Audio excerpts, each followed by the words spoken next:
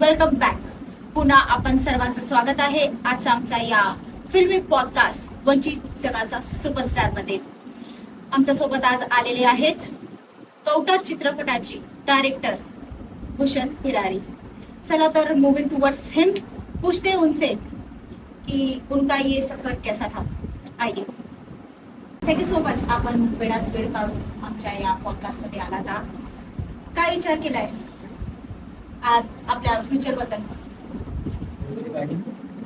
No तुमच्या future बद्दल तुमचं सांगा. कसं तुम्ही हे अचानक विचार केला की सगळं काही सोडून द्यायचं आणि हमखास म्हणजे एक पिक्चर काढायचा आणि त्याच्यामध्ये तुम्ही डायरेक्टर बनणार, सगळं काही सोडून कसं विचार आला तुम्हाला की म्हणजे डायरेक्टर बनायचं असं? तसं तर लहानपणीपासून पप्पा आणि काका पहिल्यापासून त्या फील्डमध्ये होते आणि त्यांना पाहत पाहत सर्व गोष्टी हळूहळू शिकत गेलो. पप्पा डायरेक्टर होते तर प्रत्येक गोष्टी त्यांच्याकडनं शिकत गेलो की कसं टीम हँडलिंग करतायत, कसं ते डायरेक्शन करतायत.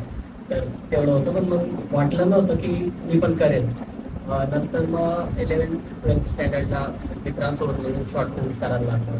ते त्यांना न सांगता मग अचानक एक दिवशी शॉर्ट फिल्म फेस्टिवल्समध्ये त्याला प्राईज भेटलं. त्यानंतर वाटलं की एक मी पण टीम हँडलिंग करू शकतो, मी पण काही मोठा मूवी करू शकतो. तर त्यानंतर मग मी असं जस्ट डिस्कस केलं त्या दोघांसोबत, काका पप्पांसोबत, की मला असं माझ्याकडे कन्सेप्ट आहे किंवा मग आपण एक हॉरर मराठी मूवी करू.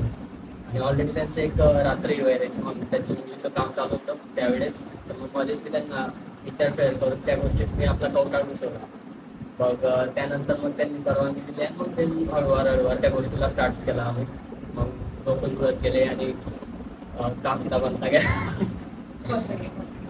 खूप छान. मला एक असं विचारायचं होतं की हा कन्सेप्ट तुम्ही कुठून आणला, म्हणजे कसं तुम्हाला वाटलं की तुमच्या डोक्यात कसा हा कन्सेप्ट आला की मला एकदम हॉरर थ्रिल हेच म्हणजे शूट करायचे? म्हणजे तसं तर ठरवलेलं असं होतं की काहीतरी नवीन कन्सेप्ट आणायची मराठीमध्ये, कारण की खूप वर्ष झाले झपाटलेला पछाडलेला एक हॉरर कॉमिक मूवीज होता. तर वाटलं की एक प्रॉपर थ्रिलर हॉलिवूड कन्सेप्ट एक मूवी आपण आणू शकतो. मग त्यानंतर मग आमचे स्क्रिप्ट रायटर म्हणजे जुगल आणि मी मागितलं जुगल, आम्ही मिळून खूप सारे हॉलिवूड मूवी पाहिले, बॉलिवूड पाहिले, त्यात थ्रिलर मूवीज ज्या ज्या ज्या प्रसिद्धीत आलेल्या होत्या ऑलरेडी. तर त्या मूवीज आम्ही पाहिल्या आणि त्यांचं म्हणजे बेसिकली त्यांची स्क्रिप्टिंग कोणत्या प्रकारे झाली, कुठली युनिक कन्सेप्ट कुठल्या पद्धतीने मांडली, तर आम्ही ते पाहिलं. आणि नंतर मग आम्हाला वाटलं की ब्लॅक मॅजिक आणि हॉरर या गोष्टीत आपण नवीन काहीतरी करू शकतो.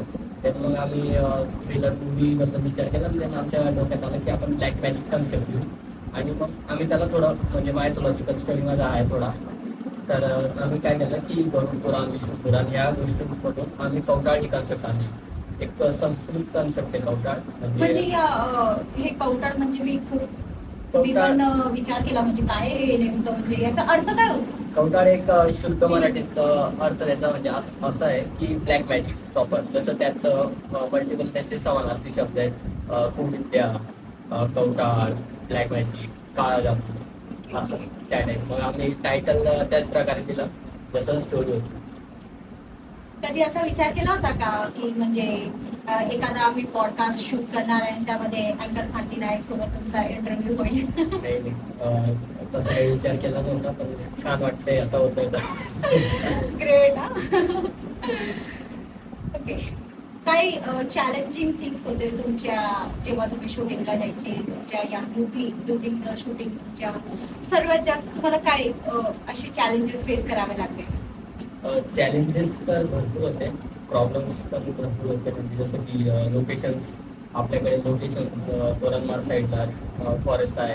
तर त्या ठिकाणी ऑलरेडी खूप पाऊस झालेला होता, वादळ वारे आलेले होते. तर तिथं नेटवर्क आणि लाईट त्याचं म्हणजे पर्यायच नव्हता. आणि आम्ही शूटिंगला ज्या दिवशी पोहोचलो त्याच दिवशी आमचा कॅमेरामॅन नाही म्हणून देतो तिथलं वातावरण पाहून. तर ऑलरेडी 25 लोकांची टीम आम्ही तिथं जाऊन पोहोचलो होतो की शूटिंग स्टार्ट करायची होती पुढच्या दिवशी. पण ऑलरेडी म्हणजे तिथं नेटवर्क काहीच नसताना मग आम्ही एकदम असं की आता परत जावं लागेल टीमला परत घेऊन आणि लँड ड्रॉप करावं लागेल. ते मग झालं. पुढच्या दिवशी लाईटची थोडी व्यवस्था झाली. नंतर मग पप्पा आणि काका त्यांच्यासोबतच काम करणारे एक कॅमेरा आर्टिस्ट होते, त्यांना बोलवलं. ते त्यांना असं सांगून बोलवलं की एका दिवसाची शूटिंग. आणि त्यांना आम्ही 10-15 दिवस कामात घेतलो. थांबलेत का पण? हा थांबले, एकाच कमऱ्यावर थांबले ते मी. हो बापरे. हा. आणि मग फॉरेस्ट आम्ही जो शूट स्टार्ट केला त्यावेळेस पण मग कॅमेरा चार्जिंग पासून खूप सारे प्रॉब्लेम फेस केले आम्ही. तर खाण्यापासून पण प्रॉब्लेम फेस केले आम्ही. एक म्हणजे ॲडजस्टमेंट करतच काम पूर्ण केलं. बाकी माझं तर फर्स्ट टाइम होतं ॲज अ डायरेक्टर. तर मग टीम हँडलिंग मला जमत नव्हती. मग काका आणि पप्पा दोघं हेल्प करत होते आणि दोघं होते म्हणूनच गोष्टी होत गेल्या. इन शॉर्ट फॅमिली होती पूर्ण. फॅमिली असल्या कारणाने जास्त हँडलिंग पण हा प्रश्न आला नाही. बोलून द्यायचं उभा राहा राहून द्यायची उभी. तर मग होत गेलं आणि केले फेस आणि एक फायनली. मला असं विचारायचं होतं, तुम्हाला का असं वाटलं की म्हणजे कुठलाही फेमस ऍक्टर किंवा ऍक्ट्रेस न घेता सगळे माझे घरचेच घ्यावे असं? मी काकांना ज्यावेळेस आपलं कवटाळबद्दल सांगितलं त्यावेळेस ते बोलले होते की त्यांचा ऑलरेडी एक मूवी म्हणजे कामं चालू होता, म्हणजे डबिंग आणि म्युझिक त्याचा खर्च ऑलरेडी झालेला होता त्यांचा. तर मग त्यांनी सांगितलं की बजेट आपल्याला खूप कमी ठेवायचं आहे. मग आम्ही बजेट कमी करण्यासाठी म्हणजे कास्टिंग वगैरे तर पॉसिबल होत नव्हती बजेटमध्ये. म्हणजे तुमचं बजेट पण नव्हतं बजेट पण movie नव्हतं मूवीसाठी. हो. तर मग 0 बजेटमध्ये मग कलाकार घरातलेच सर्व की वाटायचं की पण अरे तुम्ही असं नाही करू शकत. हे म्हणजे तुम्ही असं कसं करू शकतात, म्हणजे दुसरे ऍक्टर्स आणि ऍक्ट्रेस जे ऑलरेडी ऍक्टर आणि ऍक्ट्रेस आहेत, जे ऑलरेडी फिल्म इंडस्ट्रीमध्ये आहेत, त्यांना तुम्ही चान्स न देता फक्त तुम्ही तुमच्याबद्दल कसं काय विचार करू शकता? म्हणजे तुमच्याच घरला प्रमोट करायचं, तुमच्याच घरचे सगळ्या व्यक्तींना ऍक्टर्स बनवून टाकायचं, म्हणजे दिस इज लाईक ये तो बहुत अनफेअर है उनके साथ में. नाही ना, असं कसं काय. मुझे समजतं. सिच्युएशन तशी होती आणि आहेत घरातले कलाकार ते ऑलरेडी तिथं काम करतायत. उनके साथ में आपको कभी ऐसी प्रॉब्लम फेस नहीं करनी पड़ी क्या कि मतलब ये लोग ये शॉट नहीं दे रहे हैं, दे आर नॉट हाँ. Giving just as not behaving like as an actor, हा they are not experience actually. So कधी असं झालंय का, म्हणजे तुम्हाला ते शॉट भेटत नाहीये, रिटेक करावं लागतंय, एखादा कोणता तरी व्यक्ती तुम्हाला खूप इरिटेट करताय? भरपूर वेळेस झालं तसं, कारण आम्ही 3 ते 4 सीन रिशूट केलेले आहेत त्याच होणारच. गोष्टीमुळे. होणारच आहे. आणि पण एवढं आहे की Professional actors नाहीये. मी शूटिंग स्टार्ट करण्याच्या आधी प्रत्येकाला स्क्रिप्टिंग पूर्णपणे समजून दिलेली होती. नंतर मग त्यांची प्रॅक्टिस घेतली होती मी, 8-8 दिवस प्रॅक्टिस घेतली होती. त्यामुळे मला जास्त रिटेकची गरज नाही पडली. आणि ज्याप्रमाणे जो शूट तुम्ही पाहशात मूवीमध्ये तर बघितल्यानंतर वाटणार नाही की एवढ्या कमी दिवसमध्ये शूट झाला असेल. तर आम्ही कमी दिवसमध्ये त्याला केलं आणि प्रत्येकाने चांगली ऍक्टिंग केली आणि त्याचा 100% दिला. इतना बड़ा रिस्क लेने का आपने कैसे सोचा? रिस्क आहे तर रिस्क आहे. वाटलंच तर क्या बात आहे. सगळ्यात इम्पॉर्टंट जी गोष्ट असते की आपण जे कॉन्सेप्ट आपण बिल्ड केलंय आपल्या माइंडमध्ये, त्याला ऍक्च्युअल मध्ये हे करायचं, अप्लाय करायचं आणि त्याला म्हणजे एक रिअल मध्ये शूट करून ते सगळं हे करून द्यायचं, काय म्हणते, सगळं इम्प्लिमेंट करायचं. बरोबर. कसं शक्य झालं? डिफिकल्ट तर होतंच.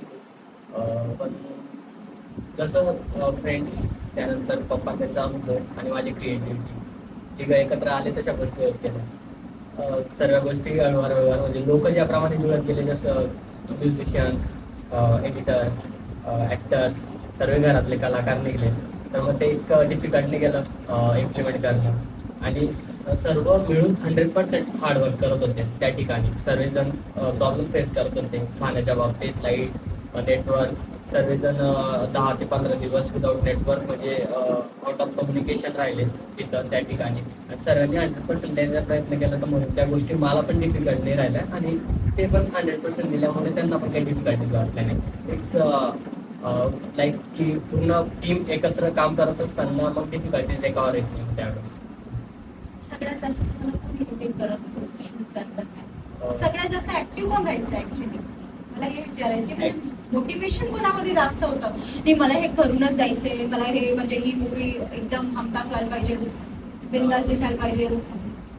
सगळ्यात लवकर सेटअपवर कोण यायचं? सेटअपवर तर सर्वात आधी कोणाला खेचून आणावं लागलं?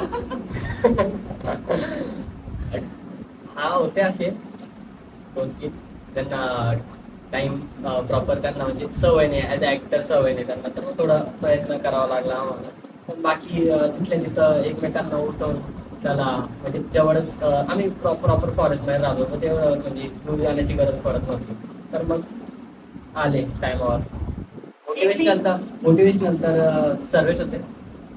प्रॉब्लेम फेस करत होते तर डिमोटिवेशन तर यायचंच, पण मग नंतर एकमेकांना सांभाळून घेत होते. फॅमिली होती शेवटी, फॅमिली सांभाळून घेतो ना, तर त्याप्रमाणे सांभाळून घेतला आणि मोटिवेट करत गेले. दुसरं मला असं विचारायचं होतं, आपल्या या चित्रपटामध्ये काही फिमेल ऍक्ट्रेस पण आहेत ज्यांनी हे रोल म्हणजे प्ले केलेले आहे. त्यांचं रोल म्हणजे तुम्ही असे एकदम हॉरर शॉट कसे काय घेतले, म्हणजे त्यांचे एक्सप्रेशन कसे निघून आले, ते ऍक्च्युअल मध्ये ऍक्टर नाहीये म्हणून, ऍक्ट्रेस नाहीये. हा मग आम्ही म्हणजे प्रत्येक सीनची प्रॅक्टिस केली होती ना. आधी प्रत्येक सीन आम्ही मोबाईल शूट एक्झिक्यूट केला होता. तर त्यानंतर मग प्रॅक्टिस केल्यानंतर हळूहळू बाकी रिटेक मग त्यांनी ही गोष्ट चांगली की त्यांनी केलं, वेळेवर केलं आणि प्रॉपर आम्हाला टेकवर टेक त्यांनी म्हणजे तयार राहिले रिटेक द्यायला पण. तर मग सर्वांनी चांगले शॉट दिले आणि फिमेल्स ॲक्ट्रेस खूप आहेत, म्हणजे 8 झालेत आमच्या फॅमिलीचे. तर मग त्यांनी सर्वांनी म्हणजे आत्या आहे, माझी मावशी आहे, माझ्या दोघं मावशी आहे आणि काही मग फॅमिली मेंबर्स म्हणजे काकाची मुलगी. हा तर असं आम्ही सर्वांनी एक मी असं पण ऐकलंय की आपण जिथे शूटिंग केली त्या लोकेशनला थोडस ते जी लोकेशन आहे ती हॉन्टेड आहे. म्हणजे तुम्हाला ते शूट करताना काही असं फील आलंय का की काहीतरी पॅरानॉर्मल ऍक्टिव्हिटीज तिथं होत आहे असं म्हणून? हा म्हणजे हॉन्टेड म्हणजे फॉरेस्ट आहे शेवटी, जंगल म्हटलं की ते एक प्रतिबंधित जागा लागते ती रेस्ट्रिक्टेड. तर मग त्या ठिकाणी हॉरर थिंग्स माहोलच असा होता, एन्व्हायरमेंटच असं होतं की ते एकदम स्केरी वाटायचं त्या ठिकाणी. आम्ही पिक्चर शूट गेलो असताना सुद्धा असं वाटायचं की आमच्यावरच पिक्चर शूट होतं. आम्हीच तिथले कलाकार आहेत. आणि रात्री लाईट नसायची आणि आजूबाजू खूप जंगल आणि वाटायचं की काही प्राणी आलेले आहेत. समोरच एक तलाव होता, तर त्यामुळे असं वाटायचं प्राणी आले. अनुभव पण झाले भरपूरसे, ते भरपूरसे भास होते. मग तुम्ही जे रिअल ॲनिमल्स तिथं आलेले फेस केलं ना तुम्ही, ती सिच्युएशन कशी होती? सिच्युएशन जबरदस्त होती आणि प्रत्येक जण आम्ही म्हणजे हातात काठी घेऊन उभे होतो. तुम्हाला भीती नाही वाटली का? म्हणजे हा मग वाटली ना. ऐसा जिंदगी से प्यार नहीं क्या आपको? नाही वो तो है. त्यांना मौत से डर नहीं लगता फिर? लगता है लेकिन आम्ही म्हणजे त्या ठिकाणी त्या सिच्युएशनला फेस करणंच होतं. म्हणजे सिच्युएशन तशी होती ना की तिथून पळून जाता येत नव्हतं आणि आम्ही त्या कामाला गेलो नव्हतं, तर ते काम पण इम्पॉर्टंट होतं आणि रेडी होतो आम्ही त्या गोष्टीसाठी. म्हणजे अंडर फॉरेस्ट गायडन्स, फॉरेस्ट डिपार्टमेंटच्या गायडन्स खाली आम्ही त्या गोष्टी पाहत होतो आणि माहिती होतं की हे गोष्ट होणार आहे. तर रात्रीतून बाहेर निघायचं नाही जास्त. मला तुमच्या चित्रपटाची जी ऍक्ट्रेस आहे त्यांनी मला सांगितलं, मी त्यांच्याशी बोलली होत्या येण्याच्या अगोदर, त्यांनी मला सांगितलं की जेव्हा आम्ही त्या फॉरेस्टमध्ये एका रूममध्ये होतो तेव्हा म्हणजे त्यांना असं वाटलं की काहीतरी फील असं झालं की त्यांना कोणीतरी बघतंय असं म्हणून. ते खूप म्हणजे असं हॉरर होतं, ते खूप दिल दहलाने देने वाली चीज थी वो. हा ते तसंच झालं तर होतं आणि ते फक्त त्या किती खरं आहे त्याच्यामध्ये? ते आता आपण स्वतः डोळ्यांनी पाहिले होते, पण त्यांचे अनुभव खूप म्हणजे खूप घाबरलेले होते ते. आणि त्या सिच्युएशनला त्यांनी म्हणजे कसं हँडल केलं तुम्ही त्यांना? म्हणजे हँडल त्यांनी सर्व एकत्र सांगितलं येऊन असेल मग ना? रात्रभर बसून राहायचो आम्ही एकत्र हॉलमध्ये. त्यांनी सांगितलं नाही का मी नाही करणार, मी सोडून चालले असं? नाही ते बरं होतं. त्या ठिकाणी खूप supportive team होती खूप म्हणजे सपोर्टिव्ह टीम होती आणि त्यांनी होणाऱ्या गोष्टींना फेस करत करत म्हणजे एकत्र येऊन लागायचो आम्ही अशा सिच्युएशनच्या वेळेस की कोणाला जर जास्त भीती वाटत असेल तर मग सर्व एकत्र बसायचे. वरतून माझी मम्मी आंटी फॅमिली मेंबर्स होत्या, तर त्या फिमेल ॲक्ट्रेसला म्हणजे फॅमिली मेंबर्स एकत्र बसायचे. तर मग थोडं भीती कमी तर झालेली होती, पण सर्वांना माहित होतं मॅटर आहे.